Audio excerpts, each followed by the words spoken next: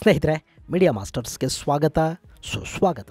ಗೆಳೆಯರೆ, ಒಂದು ಕಡೆ ಭಾರತ ಪಾಕಿಸ್ತಾನದ ವಿರುದ್ಧ ಆಪರೇಷನ್ ಸಿಂಧೂರನ್ನು ಮಾಡ್ತಾ ಇತ್ತಲ್ಲ, ಅದೇ ಸಂದರ್ಭದಲ್ಲಿ ಭಾರತದ ಮತ್ತೊಂದು ಬದಿಯ ಗಡಿಯಲ್ಲಿ ತೀಸ್ತಾ ಪ್ರಹಾರ ಅನ್ನೋ ಮತ್ತೊಂದು ಯುದ್ಧಾಭ್ಯಾಸ ನಡೀತಾ ಇತ್ತು. ಆಪರೇಷನ್ ಸಿಂಧೂರ್ ಆದ ನಂತರ ಭಾರತ ಅದನ್ನು ಬಹಿರಂಗಗೊಳಿಸ್ತು. ಆದರೆ ತೀಸ್ತಾ ಪ್ರಹಾರ ಅನ್ನೋದು ಆ ಸಂದರ್ಭದಲ್ಲೇ ಯಾಕೆ ನಡೀತು ಅನ್ನೋದು ಈಗ ಬಹಿರಂಗಗೊಳ್ತಾ ಇದೆ. ಭಾರತ ಆಪರೇಷನ್ ಸಿಂಧೂರ್ ಮಾಡ್ತಾ ಇರುವಾಗಲೇ ಬಾಂಗ್ಲಾದ ಗಡಿಯಲ್ಲಿ BSF ಜೊತೆ ಕಾದಾಡೋದಕ್ಕೆ ಅಲ್ಲಿನ ನೋಬಲ್ ಬಾಂಗ್ಲಾ ಗಡಿ ಭದ್ರತಾ ಪಡೆಗಳಿಗೆ ಆದೇಶ ಕೊಟ್ಟಿದ್ದ. ಆ ಮೂಲಕ ಭಾರತ ಬಾಂಗ್ಲಾ ಗಡಿಯನ್ನು ಉದ್ವಿಗ್ನಗೊಳಿಸಿ ಬಾಂಗ್ಲಾದಲ್ಲಿ ಜನರ ಸೆಂಟಿಮೆಂಟುಗಳು ಕೆರಳೋ ಹಾಗೆ ನೋಡಿಕೊಂಡು ತನ್ನ ಆಡಳಿತವನ್ನು ಬಾಂಗ್ಲಾದೇಶದಲ್ಲಿ ಗಟ್ಟಿ ಮಾಡಿಕೊಳ್ಳೋ ಪ್ಲಾನ್ ಒಂದನ್ನು ಈ ವೃದ್ಧ ಮಂಡೂಕ ಹಾಕ್ಕೊಂಡಿತ್ತು. ಆದರೆ ಬಾಂಗ್ಲಾದೇಶದ ಸೇನೆ ಈ ಕಪ್ಪೆ ಮುಖದವನ ಐಡಿಯಾದ ಮೇಲೆ ತಣ್ಣೀರು ಸುರಿದು ಬಿಡ್ತು ಅಂತ ಈಗ ಬಾಂಗ್ಲಾದ ನಿವೃತ್ತ ಸೇನಾಧಿಕಾರಿಯೊಬ್ಬರ ಮಾಹಿತಿಯನ್ನು ಉಲ್ಲೇಖಿಸಿ ಸ್ವರಾಜ್ ವರದಿ ಮಾಡಿದೆ. ಹಾಗಾದ್ರೆ ಬಾಂಗ್ಲಾದ ಈ ಅತಂತ್ರ ಆಡಳಿತಗಾರ ಅಲ್ಲಿ ಏನು ಮಾಡೋದಕ್ಕೆ ಹೋಗ್ತಾ ಇದ್ದ? ಬಾಂಗ್ಲಾ ಸೇನೆ ಯಾಕೆ ಈತನ ಮಾತು ಕೇಳಲಿಲ್ಲ? ಅವತ್ತು ಅಕಸ್ಮಾತ್ ಬಾಂಗ್ಲಾ ಭಾರತವನ್ನು ಕೆಣಕು ಬಿಟ್ಟಿದ್ರೆ ಏನೆಲ್ಲ ಆಗ್ತಾ ಇತ್ತು ಅನ್ನೋ ಬಗ್ಗೆ ಒಂದಷ್ಟು ಮಾಹಿತಿಯನ್ನ ನಾವಿಲ್ಲಿ ನೋಡೋಣ. ನಿಮ್ಮಲ್ಲಿ ಸಾಕಷ್ಟು ಜನ ಯೂಟ್ಯೂಬ್ ಚಾನಲ್ ಅನ್ನ ಮಾಡಬೇಕು ಅಂದ್ಕೊಂಡಿರ್ತೀರಿ. ಇನ್ನು ಕೆಲವರು ಈಗಾಗಲೇ ಚಾನಲ್ ಅನ್ನ ಮಾಡಿರ್ತೀರಿ. ಆದ್ರೆ ಅದನ್ನ ಮುಂದೆ ತಗೊಂಡು ಹೋಗೋದು ಹೇಗೆ ಅನ್ನೋ ಗೊಂದಲದಲ್ಲಿರ್ತೀರಿ. ನಿಮಗಾಗಿನೇ ಯೂಟ್ಯೂಬ್ ಹಾಗೂ ಇನ್ನಿತರ ಸೋಷಿಯಲ್ ಮೀಡಿಯಾಗಳ ಬಗ್ಗೆ ತರಬೇತಿ ಕೊಡುವ 3 ದಿನಗಳ ಕಾರ್ಯಾಗಾರವೊಂದನ್ನ ನಾವು ಹಮ್ಮಿಕೊಳ್ತಾ ಇದ್ದೀವಿ. ಜೂನ್ 13, 14 ಮತ್ತು 15ನೇ ತಾರೀಕು ಈ ಯೂಟ್ಯೂಬ್ನ ವಿಶೇಷ ಕಾರ್ಯಾಗಾರ ಇರುತ್ತೆ. ಅದರಲ್ಲಿ ಸ್ಕ್ರಿಪ್ಟಿಂಗ್, ವಾಯ್ಸ್ ಓವರ್, ಯೂಟ್ಯೂಬ್ನ ಮಾನಿಟೈಸೇಷನ್, ಆಪ್ಟಿಮೈಸೇಷನ್ ಹಾಗೂ ಆರ್ಟಿಫಿಷಿಯಲ್ ಇಂಟೆಲಿಜೆನ್ಸ್ ಅನ್ನ ಬಳಸಿಕೊಂಡು ವಿಡಿಯೋಗಳನ್ನು ಮಾಡೋದು ಹೇಗೆ ಅನ್ನೋ ಬಗ್ಗೆ ಕೂಡ ತರಬೇತಿಯನ್ನು ಕೊಡಲಾಗತ್ತೆ. ನಿಮಗೆ ಆ ಬಗ್ಗೆ ಆಸಕ್ತಿ ಇದ್ದರೆ ಹೆಚ್ಚಿನ ಮಾಹಿತಿಗಾಗಿ 9972379459 ನಂಬರಿಗೆ ನೀವು ಕರೆ ಮಾಡಬಹುದು. ಇನ್ನೊಮ್ಮೆ ಹೇಳ್ತೀನಿ, 9972379459 ನಂಬರಿಗೆ ಕರೆ ಮಾಡಿ.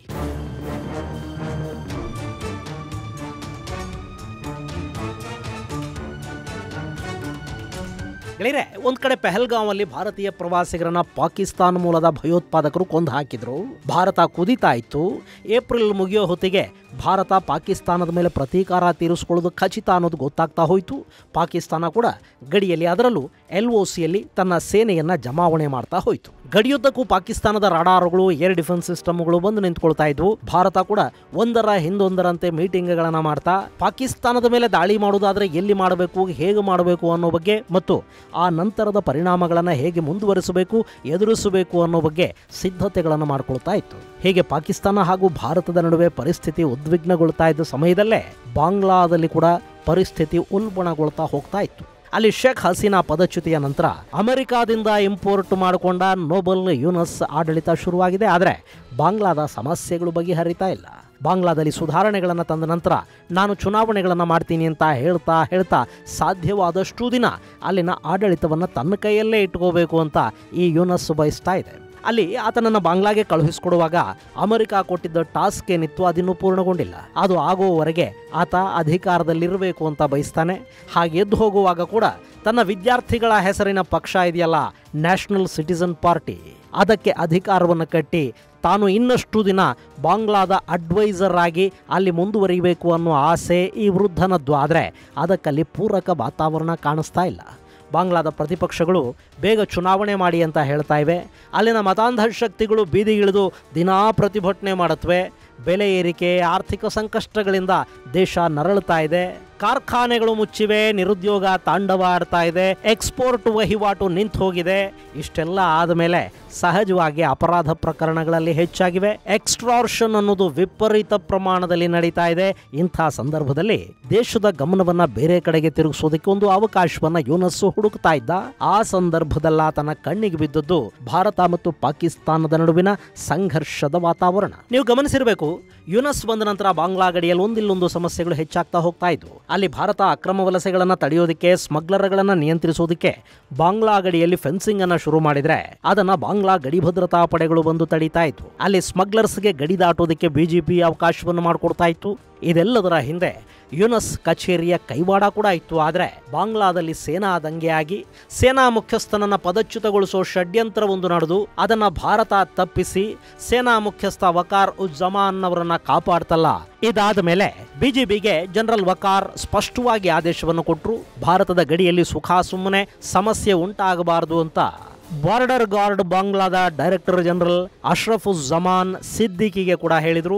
ಅದಾದ ನಂತರ ಗಡಿಯಲ್ಲಿ ಬಿಜಿಬಿ ಸ್ವಲ್ಪ ಹಿಂದಕ್ಕೆ ಸರಿತು. ಬಿಎಸ್ಎಫ್ ಜೊತೆ ಅವರ ಕಿರಿಕು ಕೂಡ ಕಡಿಮೆ ಆಯಿತು. ಇದೆಲ್ಲ ಯೂನಸ್ಗೆ ಗೊತ್ತಿತ್ತು ನೋಡಿ. ಹೀಗಾಗಿ ಈ ಬಾರಿ ಕೂಡ ಅದೇ ಬಿಜಿಬಿಯನ್ನ ಬಳಸಿಕೊಂಡು ಭಾರತದ ಗಡಿಯಲ್ಲಿ ಬಿಎಸ್ಎಫ್ ಜೊತೆ ಸಮಸ್ಯೆ ಮಾಡ್ಕೋಬೇಕು ಮತ್ತು ಆ ಮೂಲಕ ದೇಶದ ಒಳಗೆ ಲಾಭ ಮಾಡ್ಕೋಬೇಕು ಅಂತ ಯೂನಸ್ ಒಂದು ಮೆಗಾ ಪ್ಲಾನ್ ಮಾಡಿಕೊಂಡ.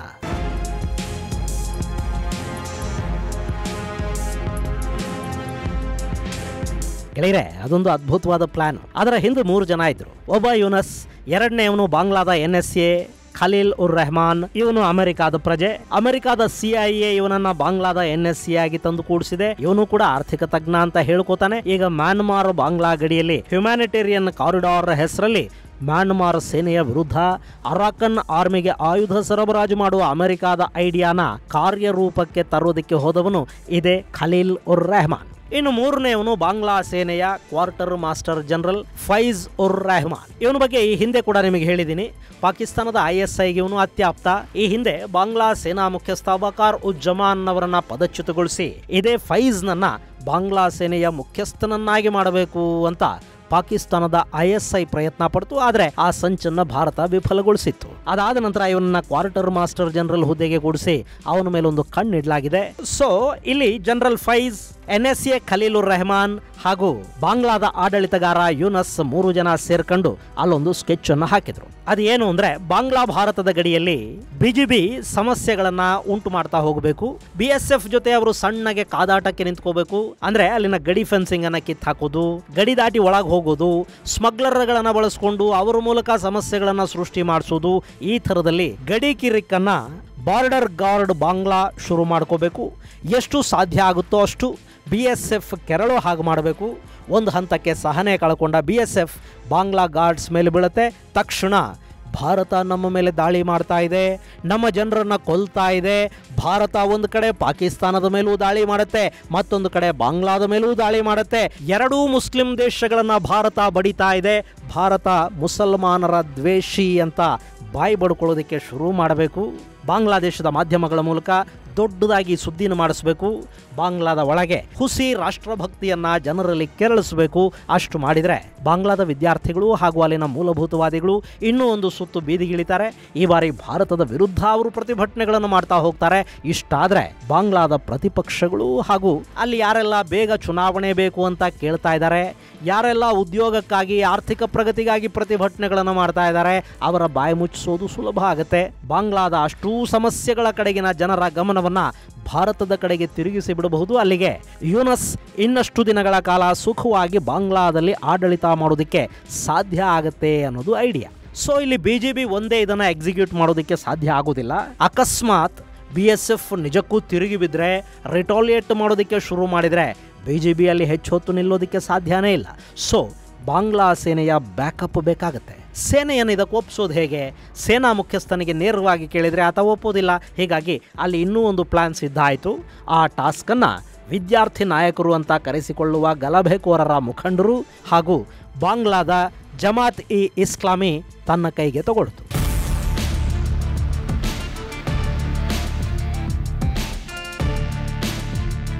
ಗೆಳೆಯರೆ, ಬಾಂಗ್ಲಾದ ಸೇನಾ ಅಧಿಕಾರಿಗಳ ಪೈಕಿ 2 ವರ್ಗ ಇದೆ. ಒಂದು ಸೀನಿಯರ್ ಹಂತದ ಅಧಿಕಾರಿಗಳು, ಅವರು ಬಹುತೇಕ ಸೆಕ್ಯುಲರ್ ಆಗಿದ್ದಾರೆ, ತುಂಬಾ ಕಮ್ಯುನಲ್ ಅಲ್ಲ ಅವರು, ಮತ್ತು ಜಮಾತ್ ಗಿಮಾತ್ ಇವೆಲ್ಲ ಅವರಿಗೆ ಇಷ್ಟನೂ ಆಗೋದಿಲ್ಲ. ಇನ್ನು 2ನೆಯ ವರ್ಗ ಕೆಳ ಮತ್ತು ಮಧ್ಯಮ ಹಂತದ ಅಧಿಕಾರಿ ಮತ್ತು ಸಿಬ್ಬಂದಿಯ ವರ್ಗ.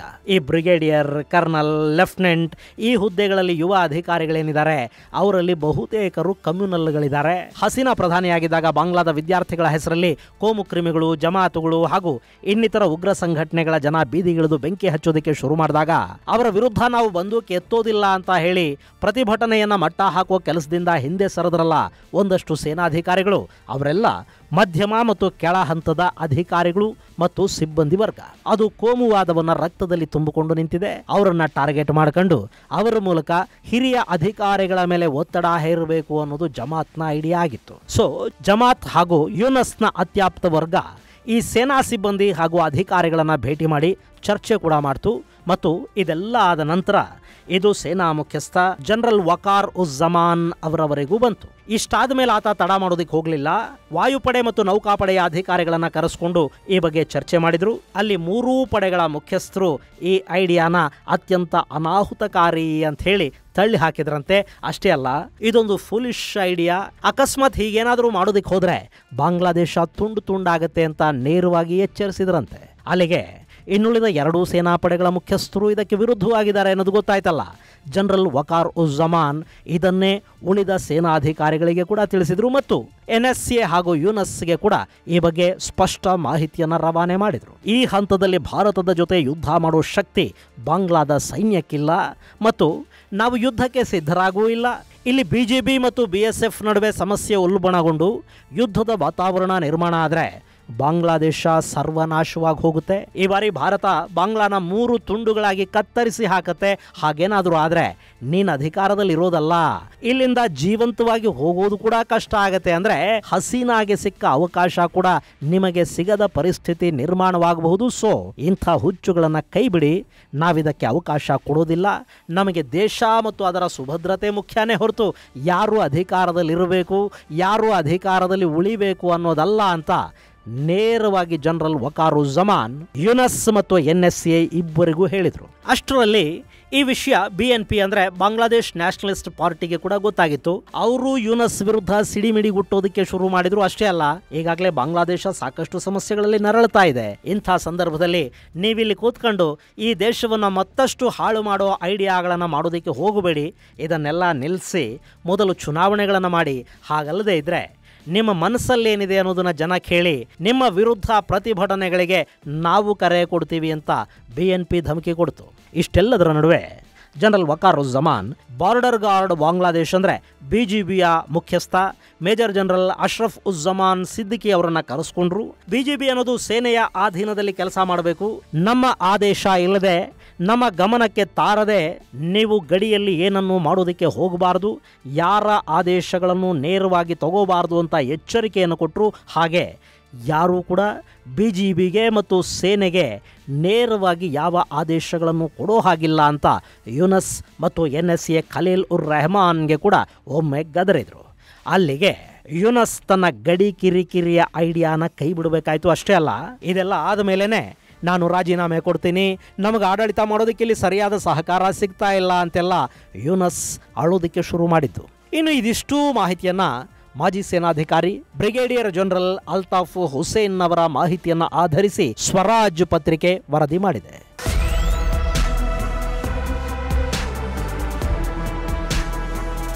ಗೆಳೆಯರೇ, ಇಲ್ಲಿ ಬಾಂಗ್ಲಾದೇಶ ಅಕಸ್ಮಾತ್ತೇನಾದರೂ ಆಪರೇಷನ್ ಸಿಂಧೂರ್ ಸಮಯದಲ್ಲಿ ಭಾರತವನ್ನು ಕೆಣಕಿದ್ದಿದ್ರೆ ಬಾಂಗ್ಲಾದ ಮೇಲೆ ಕೂಡ ಒಂದಷ್ಟು ಡ್ರೋನುಗಳು, ಮಿಸೈಲುಗಳು ಬೀಳ್ತಾ ಇದ್ವು. ಅದರ ಜೊತೆಗೆ ಬಾಂಗ್ಲಾ ಹಾಗೂ ಭಾರತದ ಸಂಬಂಧಗಳು ಶಾಶ್ವತವಾಗಿ ಕೆಡ್ತಾ ಇದ್ವು. ಸಾಮಾನ್ಯವಾಗಿ ಆಡಳಿತಗಳು ಬದಲಾದಾಗ ಗಡಿ ದೇಶಗಳ ಜೊತೆಗಿನ ಸಂಬಂಧಗಳಲ್ಲಿ ಒಂದಷ್ಟು ಏರುಪೇರು ಉಂಟಾಗೋದು ಸಹಜ. ಆದರೆ ಅದು ಹೆಚ್ಚು ದಿನದ್ದಲ್ಲ. ಈಗ ಬಾಂಗ್ಲಾದಿಂದ ಯುನಸ್ ಎದ್ದು ಹೋಗಿ ಅಲ್ಲೊಂದು ಚುನಾಯಿತ ಮತ್ತು ಜವಾಬ್ದಾರಿಯುತ ಸರ್ಕಾರ ಬಂದರೆ ಭಾರತದ ಜೊತೆ ಅವರ ಸಂಬಂಧಗಳು ಬೇರೆಯದ್ದೇ ರೀತಿಯಲ್ಲಿರುತ್ತವೆ. ಆದರೆ ಒಮ್ಮೆ ದಾಳಿಗಳು, ಯುದ್ಧ ಸದೃಶ ಪರಿಸ್ಥಿತಿ ನಿರ್ಮಾಣ ಆಯಿತು ಅಂತ ಇಟ್ಕೊಳ್ಳಿ, ಅದು ಶಾಶ್ವತವಾಗಿ ಮಾಯದ ಗಾಯಗಳನ್ನು ಮಾಡುತ್ತೆ. ಅದನ್ನು ಮಾಡಿಸಿಬಿಡೋ ಯೋಜನೆ ಯುನಸ್ದಾಗಿತ್ತು.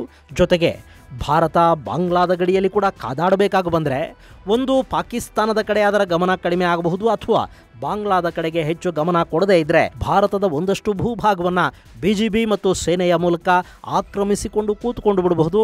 ಆ ಮೂಲಕ ತಾನು ಭಾರತದ ಒಂದಷ್ಟು ಭೂಭಾಗವನ್ನು ಆಕ್ರಮಿಸಿಕೊಂಡಿರೋದಾಗಿ ತೋರಿಸ್ಕೊಂಡು ಬಾಂಗ್ಲಾದೇಶದ ಜನರ ಕಣ್ಣಲ್ಲಿ ಹೀರೋ ತರ ಮಿಂಚೋದಕ್ಕೆ ಅವಕಾಶ ಆಗತ್ತೆ ಅಂತೆಲ್ಲ ಪಾಪ ಈ ಕಪ್ಪೆ ಮುಖದವನು ಯೋಚಿಸಿದ್ದ ಅಂತ ಕಾಣುತ್ತೆ. ಮತ್ತು ಅದರ ಹಿಂದೆ ಖಲೀಲ್ ಉರ್ ರೆಹಮಾನ್ ಕೂಡ ಇದ್ದ ಅನ್ನೋದನ್ನು ನೋಡಿದರೆ ಅಲ್ಲಿ ಅಮೆರಿಕಾದ ಕುಮ್ಮಕ್ಕು ಕೂಡ ಇವರಿಗಿತ್ತ ಅನ್ನೋ ಅನುಮಾನ ಬಾರದೇ ಇರುವುದಿಲ್ಲ. ಇನ್ನು ಬಾಂಗ್ಲಾದಲ್ಲಿ ಅಲ್ಲಿನ ಸೇನಾ ಮುಖ್ಯಸ್ಥನ ಪದಚ್ಯುತಿಗೆ ನಡೆಯೋ ಸಂಚೂ ಭಾರತಕ್ಕೆ ಗೊತ್ತಾಗುತ್ತೆ ಅಂದಮೇಲೆ ಅಲ್ಲಿನ BGB ಗಡಿಯಲ್ಲಿ ಸಮಸ್ಯೆಯನ್ನು ಉಂಟು ಮಾಡಬಹುದು ಅನ್ನೋ ಅನುಮಾನ ಬರೋದಿಲ್ವಾ? ಹೀಗಾಗಿನೇ ಭಾರತ ಬಾಂಗ್ಲಾದ ಗಡಿಯಲ್ಲಿ ಕೂಡ ಎಲ್ಲ ಸಿದ್ಧತೆಗಳನ್ನು ಮಾಡಿಕೊಂಡಿತ್ತು. ಮತ್ತು ಆಪರೇಷನ್ ಸಿಂಧೂರ್ ನಡೀತಿದ್ದ ಹೊತ್ತಲ್ಲೇ ಬಾಂಗ್ಲಾದ ಗಡಿಯಲ್ಲಿ ಆಪರೇಷನ್ ತೀಸ್ತಾ ಪ್ರಹಾರ್ ಕೂಡ ಶುರುವಾಗಿತ್ತು. ಅದಕ್ಕೆ ಹೆಸರು ತೀಸ್ತಾ ಪ್ರಹಾರ್ ಅಂತಲೇ ಇಡಲಾಗಿತ್ತು. ತೀಸ್ತಾ ನದಿಯ ದಡದಲ್ಲಿ ಬಾಂಗ್ಲಾದೇಶದ ಗಡಿಯ ಪಕ್ಕದಲ್ಲೇ ಈ ಯುದ್ಧಾಭ್ಯಾಸ ನಡೀತು. ಅದರಲ್ಲಿ 3 ಸೇನಾ ಪಡೆಗಳು ಭಾಗಿಯಾಗಿದ್ದು, ಅಲ್ಲಿಗೆ ಬಾಂಗ್ಲಾದ ಸೇನೆಗೆ ಕೂಡ ಭಾರತವನ್ನು ತಡೆದುಕೊಂಡ್ರೆ ಏನಾಗಬಹುದು ಅನ್ನೋದು ಅರ್ಥವಾಗೋ ಹಾಗೆ ಭಾರತ ಅಲ್ಲಿ ಮಾಡ್ತು. ಅಂತೂ ಬಾಂಗ್ಲಾದ ಸೇನೆಯ ಬುದ್ಧಿವಂತಿಕೆಯ ಕಾರಣದಿಂದ ಆ ದೇಶ ಬಚಾವಾಯಿತು. ಇದು ಗೆಳೆಯರೆ, ವೃದ್ಧ ಯೂನಸ್ನ ಐಡಿಯಾ ಒಂದು ಬಾಂಗ್ಲಾನ ಸರ್ವನಾಶದ ಅಂಚಿಗೆ ತಳ್ತಾ ಇದ್ದ ಬಗ್ಗೆ ಅಲ್ಲಿನ ಸೇನಾಧಿಕಾರಿಯೊಬ್ಬರು ಬಹಿರಂಗಗೊಳಿಸಿರುವ ರಹಸ್ಯ. ಮುಂದಿನ ಸಂಚಿಕೆಯಲ್ಲಿ ಮತ್ತಷ್ಟು ವಿಶೇಷಗಳ ಜೊತೆ ಮತ್ತೆ ಭೇಟಿಯಾಗೋಣ. ಅಲ್ಲಿವರೆಗೆ ಜೈ ಹಿಂದ್, ಜೈ ಕರ್ನಾಟಕ.